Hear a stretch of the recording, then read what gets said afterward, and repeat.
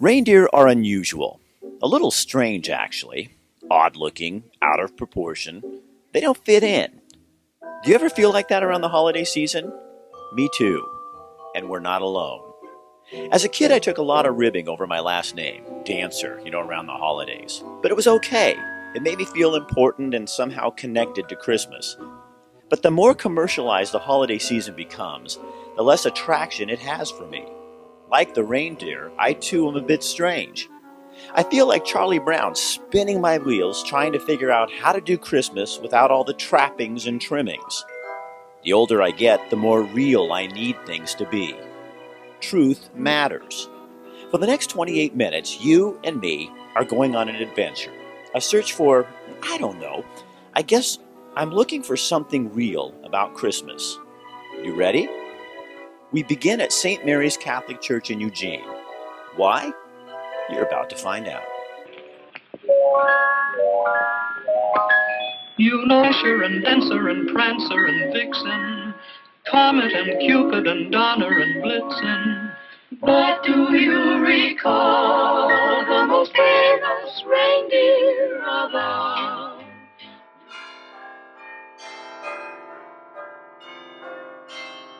We talked with singer-songwriter Tita Louisa Freitag about our search for a real Christmas. She surprised us and wrote a song about it. Santa's reindeer on the rooftop, shopping malls filled with sparkling toys, cyber specials Monday through Friday, promising such Yuletide joy. If I stop and catch my breath, will things become more clear? Will my heart remember to make a difference while I'm here? I saw you on the news. You needed a coat, a gift, a place to live. Hard times have come upon you. What can I do? Ask myself, what will I do? Stop and notice, stop and listen. Feel grateful for what's been given. This season is a chance to open up my life. I saw you on the news. You needed a coat, a gift, a place to live. Hard times have come upon you. What can I do? Ask myself, what will I do? I saw you on the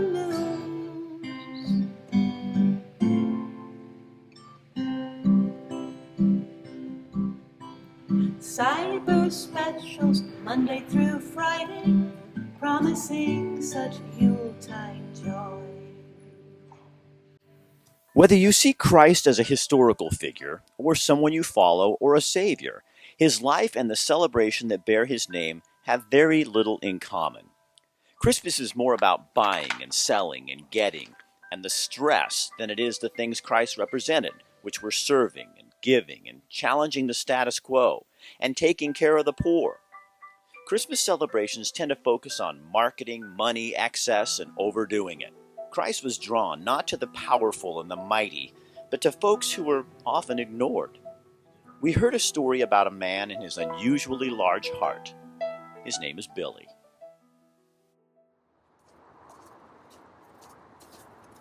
So you must be Billy. Yeah. Hey, Billy. How you doing? No, thanks for meeting me. I appreciate it. So tell me what happened when you met these people. It was Well, right here, right? Yeah, I was right over here on the other side of the bushes here. I was sitting on a table, and they were out here just laying in the grass sleeping. And when they woke up, they came over and asked me if I knew where to find any blankets or anything, because they were cold and all their stuff got stolen. And at that time, I didn't know of any place that was open. So I thought, well, I got some sleeping bags at home in the shed that just sitting there. And so I went and got some food, some sandwiches and some chips and some drinks, and I brought it back to them. Why'd you do that? It's kindness in my heart. I just felt sorry for them. I don't have a lot myself, but what I do have, I don't mind giving it if I have it. Now why? That's not real normal in our culture, Billy. Right. Well, it's just the right thing to do. You know, it's not about me.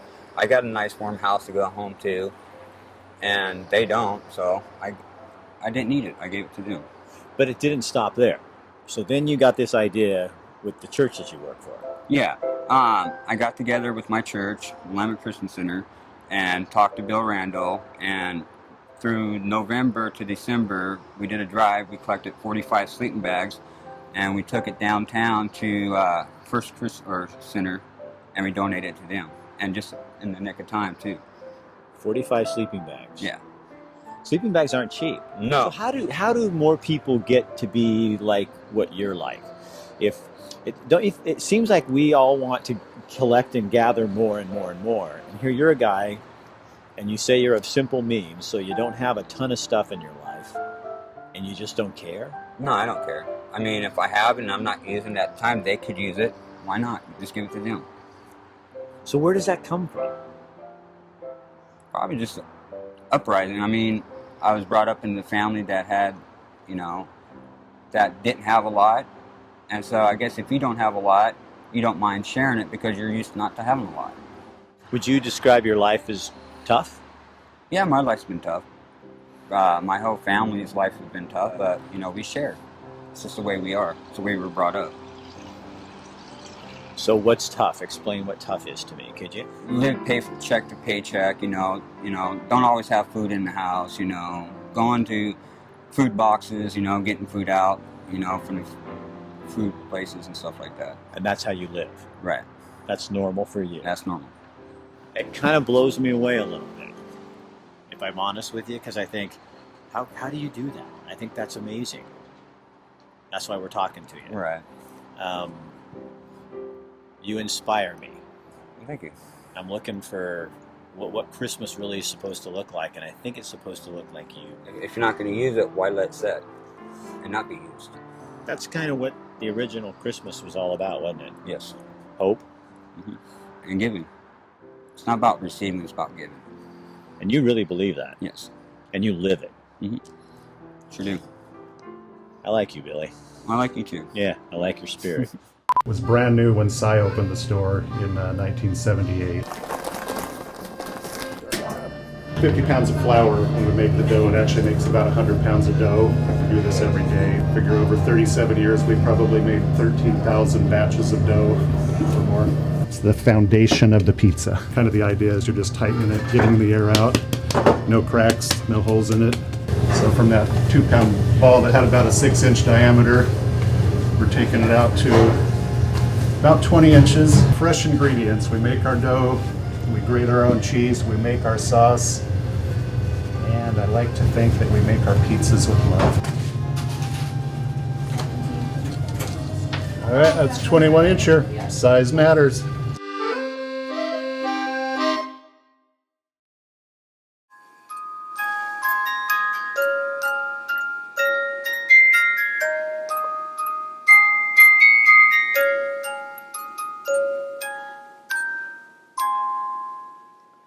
It's easy to forget the meaning behind the tradition. Our culture craves marketing any celebration that it can. We sat down with a new friend of mine, Rabbi Yitzhak Husbands Hankins, to talk about the importance of the meaning behind our festivals. There's a challenge for us all. There's a deep spiritual essence to the festivals. They really weren't about the marketplace and what we'll buy, what we'll consume. The lessons, the essence of, I can speak from the Jewish tradition, and I trust wholeheartedly that the Christian tradition has a parallel spiritual essence that is somehow getting covered by the materialism of our society today. For Jewish tradition, Hanukkah is about light in the darkness. It's about believing in a dimension of reality that's beyond material. It is about spirit. To indulge in what I would have to say from a personal perspective might be senseless consumption of stuff that has nothing to do with the meaning of Hanukkah would be a missed opportunity to really elevate the moment, to not diminish one another in this world, but to truly seek to see the best, the godly aspect in each person. And I would like to say that I think that that's what the Hanukkah light is to help us seek and to look for and hopefully to see. And I hope that in the Christian faith, that's what we're looking for, not another sale and another, another Christmas present for so and so. And I hope that's what we're doing. I'm sure that you are. It's a real pleasure to spend Rabbi, some time thank with you so Rick. much for sharing It's this a with delight us. to spend time with you. Yeah. Truly. Did you hear the news? McDonald's now offers all-day breakfast. People love our breakfast. Whenever they want it. They can get their sausage egg McMuffin, their egg McMuffin, their hotcakes, burritos. We took the news and some of those breakfast burritos and egg McMuffins to a recent tailgate party at a Duck game. So guys, did you guys hear that McDonald's has breakfast all day now? Breakfast all day at McDonald's? I will give you some fresh McDonald's breakfast because now you can get it all day. I'm loving it. Breakfast all day at McDonald's. All day. It's 1:10, breakfast all day. Go! Go get your breakfast! Is here there's breakfast all day at McDonald's? Breakfast all day? You've got to be kidding me. Wait. I thought it was until 11. Hey, McDonald's! Thanks for the breakfast! Go Ducks! Or what I want? All day, every time of the day. I'm starving. Yeah.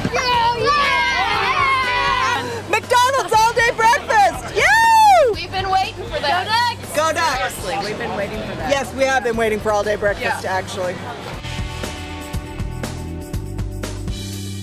It's a great way to build relationships.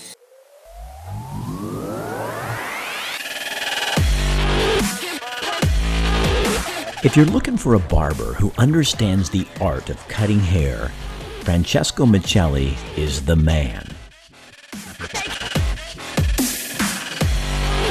This guy really knows what he's doing.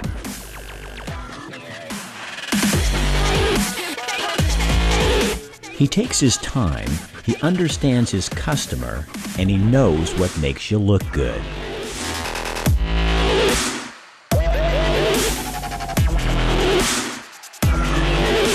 They even do the little extras, like a straight razor shave to get those little hairs off of all those places. Yep, even the top of ears. I'm telling you, if you want a good haircut, somebody who knows what they're doing, a true artist, go to my barber, Fresh Cut, at Analog, Francesco Michelli. He's the man. 541-357-6903. You'll love it. Christmas is supposed to be radical. Christmas should be disturbing. Christmas is passionate, and passion isn't found on a Christmas list or at the mall. It's found in pain and in life, in good days and bad days. It's found in a willingness to start over. Mike played in a band for a lot of years. I've been here 17 months, going on 18. Now he's rewriting his life story in a program at the Eugene Mission. Lightning, rolls of thunder. I've been to several treatment centers. I've been to 4 different inpatient treatments in my life. Glory and power be to you, the only wise King. Finally tried having a sponsor, doing all the stuff for 12-step. I really did. And the longest I could stay sober was about 4 months. Have our own living place. This is true. So it's really going to be a good deal. But it's a commitment on your part. It's a way of a commitment. Yeah, you have to, so you have to be real about it. And I just couldn't stay sober. I spent 23 days at the Wayne County Jail. I don't think it's necessarily always society's fault, but they get lost in the shuffle. Some guys go off and don't want to be, for whatever reason. Maybe there's been abuse, maybe there's mental illness. Some guys go off and don't want to be social. A lot of these people don't have any identity because people shut them out. For homeless people who have addiction problems that are in recovery, or maybe not in recovery, this is a real tough time of year, the holidays. Why? Because it makes them think of families they've lost, maybe better times. It's about putting a smile on someone's face, making them feel like somebody. It gives us that recognition. We're We're made to be in communion with each other. It's the way God made us. We weren't made to be apart. A lot of these guys have been separated out by themselves. And when they get acknowledged like that, it's that natural thing in all of us that God put in there, that someone else acknowledges us. And it's kind of like the beginning of, well, at least they care enough to learn my name. How important is hope? How Oh, wow. important is hope to people in your situation and the situations you see in the day center? Well, without hope, there would be no point in doing all this, because those are the things that, you know, I know in the Bible it says it's things that we don't see, that we believe in, and that's hope. And without that, what is the point of life? I mean, you can't run on self-will. You're going to burn out. And these guys here, if they believe and they have hope, then they're going to make it through today and be able to get up tomorrow and do the same thing again. That's what a lot of us guys here at the Life Change do. We get up every day and go, hey man, thank you, Lord. I got today, and I'm going to go out and make that. I'm going to hope for a better tomorrow. And I will adore you.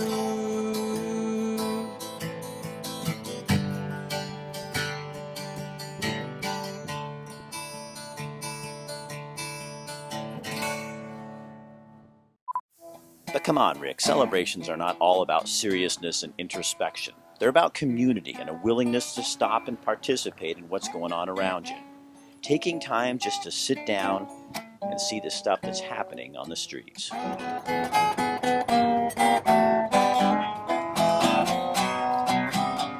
They call me back to Santa. Come around by the break of day.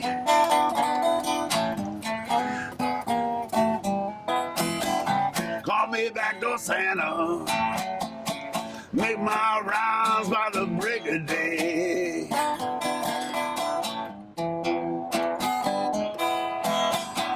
Keep all the little girls happy when their boys are out to play.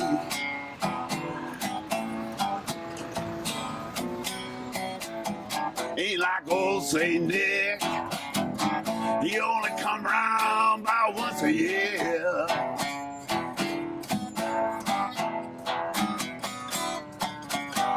Ain't like old St. Nick, he only come round but once a year.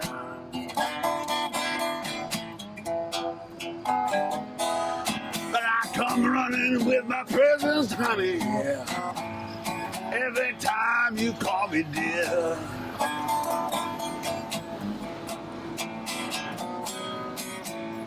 Keep some change in my pocket in case the children are home. I give my $20 bill so we can be alone.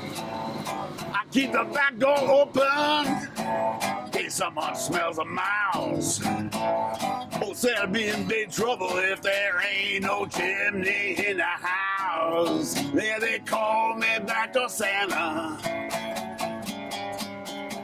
Come round by the break of day.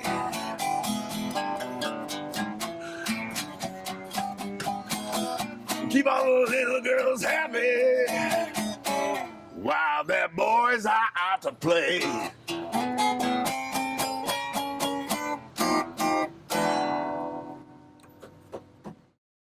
While shooting video for this special, we stopped in the Whitaker neighborhood of Eugene. We parked in front of a building we'd never paid much attention to and discovered another untold story. It's hard to play out here. The Jesco rents the hall for NA and AA meetings, all 12-step stuff, and it's a fellowship. So you're a heroin addict? Yes, ex-heroin addict and a crackhead. And how long have you been off? I'll tell you, 5 years and 8 months. So 5 years and 9 months. What is Christmas to you? Well, I'll tell you what, Rick. I hated the holidays until I got clean. Christmas was sad for me because I didn't want to be alone. And since I've been clean, and I'm not bullshitting here, I've had great Christmas means to me being with all these folks. And it's good stuff. So why do you get teary when you talk about that? I don't know why. Just because it's a happy thing for me. Because I was looking for stuff like that. People have become friends here And you're all getting clean. Yes. Do you think people would be amazed what goes on in this building? Would here they? Here in the heart of the Wit is this little place that just is. I think they would. Sometimes I'm amazed. I'm really so thankful to be here. So isn't that what Christmas is really about? Yeah, you're making me cry. Because it's good, isn't it? Yes, it's a great thing. Yeah. So do you think too many people, maybe we live our lives too much on our own? Yes. Together. It's okay to depend on other people? Totally. Yeah, that's this whole secret. Don't be in isolation. That's what you didn't understand, huh? That's what we do in I understood it, but I didn't know how to do it. That's the difference. And now you do. And now I do. Okay. Just be honest. Merry Christmas. It was great to meet you. Yeah, it's Merry Christmas. All right. Yeah, it was fun. Christmas is supposed to be hope for the hopeless, not just another sale. It's about a second chance, or a third, or a fourth. Christmas is about changing the way you think of the world around you.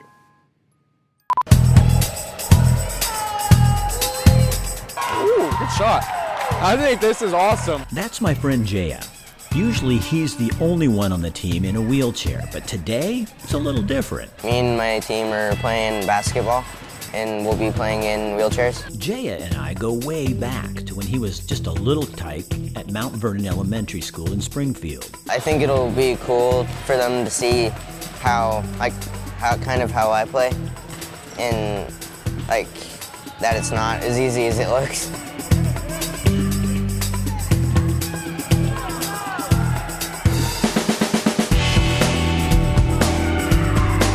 This gives kids a perspective of what people that are in wheelchair sports have to do. Just think what that must feel like. For the first time in his life, everybody else is in the same position with him, and he's the expert.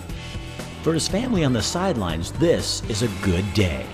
You know, maybe they'll remember this in college or their adult lives and say, hey, I played basketball with a kid in a wheelchair. It's really no big deal. They're just like everyone else. So I hope that they remember this and, can accept other people. Jaya really is an amazing kid. He doesn't want to be treated differently. He just wants to be Jaya.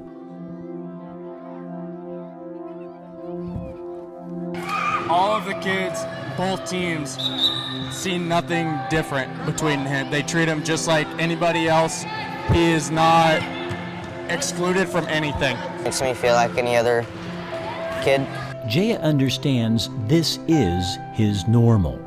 He just wants to be accepted for who he is, how he is. They just treat me like anybody else. If Christmas is about gifts and giving something special to other people, maybe this is really what it's all about. Someone like Jaya showing the rest of us what we really want. Not something from the store, but just to be treated with respect.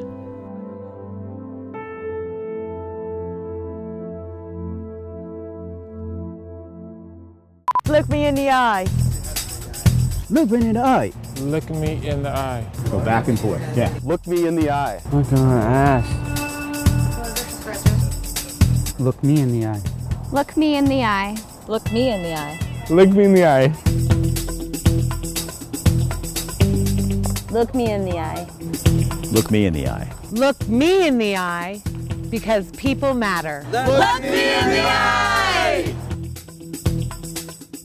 Name a scenario right here. Have you ever been with your friends at home, hanging out, and you don't want to leave anywhere, but you guys are starving? You guys are like arguing like, oh, who delivers or whatever? We have a solution. A genius idea that someone came up with, and it's hungryducks.com. They have over 40 restaurants that you can pick and choose from. They go, they bring it to you, and it's so fast. You can actually track them on the internet. You just go on your computer and you can track them, and when they get here, hungryducks.com. It's genius. My wife is in the house right now making our dinner, Mexican food. But when we don't want to have to cook in the house and we want to go to the best Mexican food in all the area, we go to Ranchito Grill. Why? Well, they have a $6.95 lunch special every single day. They also have Rick Dancer Television. We give away 2 free dinners once a month. All you got to do is put your name in the drawing, and we pull one out every month. And this month it's Denise Mulder. You're the winner. You're going to win 2 free dinners. You just go in there and tell Abe and them. Also, for a Christmas gift, it's a great idea for a gift certificate. The other thing is, when you're out Christmas shopping and you don't want to go home and make dinner after you've been out all day around people, go to Ranchito Grill, let Abe and the gang take care of you.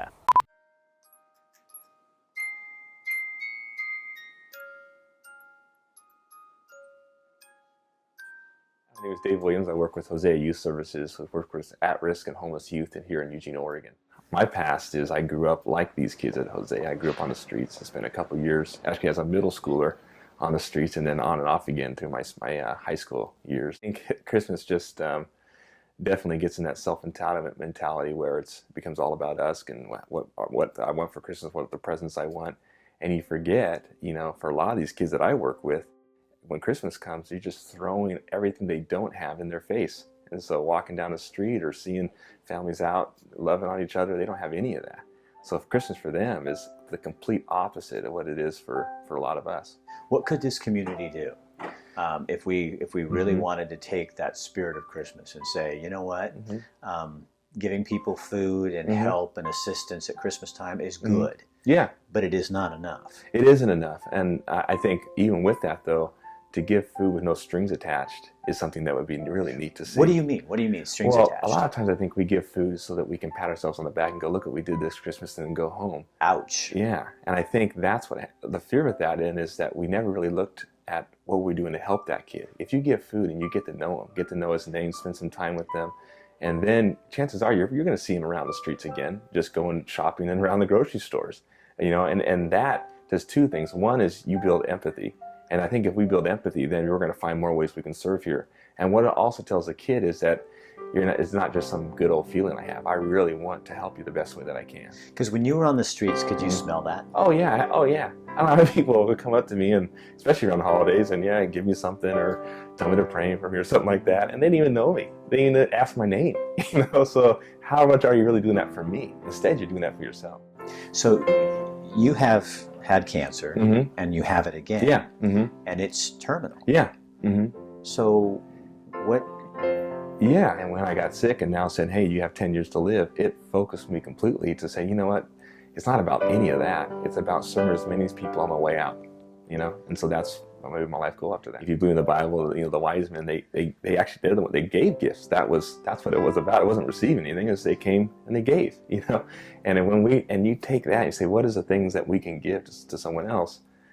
That changes things for Christmas, I think, you know, and it brings hope to others, but also brings hope to ourselves. So, you know, we don't have to live this way anymore. You know, we don't have to live with this idea of trying to keep up with the Joneses or whatever else that looks like for you. We can stop, and giving to others, we ourselves become refreshed in that. So this is the part of the show where the TV guy is supposed to come on and tell you what to do next, but we're not going to do that because this was our adventure, and I think each one of us will take what we can from it and maybe change the way we think about and do Christmas.